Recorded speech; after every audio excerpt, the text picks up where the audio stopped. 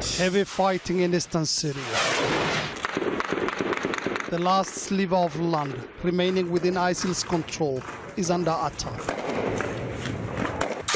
The Kurdish-led Syrian Democratic Forces, SDF, are in a final push to oust ISIL fighters from their last remaining stronghold in eastern Syria. SDF commanders say they're making some progress, backed by US airstrikes, which have been stepped up since Donald Trump announced the withdrawal of American troops from Syria. This storage is full of weapons and ammunition we took from ISIL fighters after days of fighting here. This assault on ISIL is the final chapter of a conflict that began more than 4 years ago when the group seized vast parts of Iraq and Syria and declared a caliphate. Iraqi government forces declared victory over ISIL in December 2017. Despite that, analysts say their ideology is also very much alive in the region. Territorially, it was pushed back. Ideologically, it's still there.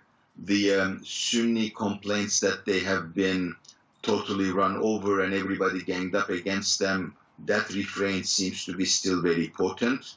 And therefore, radicalism of the IS kind or any other kind has deep roots and a lot of potential. And that's why it has not been totally eliminated. Fighting between the SDF and ISIL is centered around the town of Hajin on the banks of the Euphrates River, close to the Syrian border with Iraq. The Hajin area was once home to 60,000 people. Most fled to live in makeshift camps for the displaced. As renewed fighting intensifies, more people are joining them. Here, dozens of the newly displaced wait for tents and blankets in the bitter cold.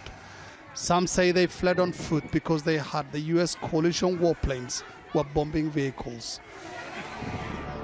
Back on the front lines, SDF fighters are preparing for a long slog. They estimate the fight in Hajin will last 2 to 3 months. That may seem like a surprisingly long time given the size of the area they're dealing with. ISIL-held cities with populations 3 times greater fell within days. The difference is that in those battles, ISIL fighters strategically retreated, choosing to abandon their positions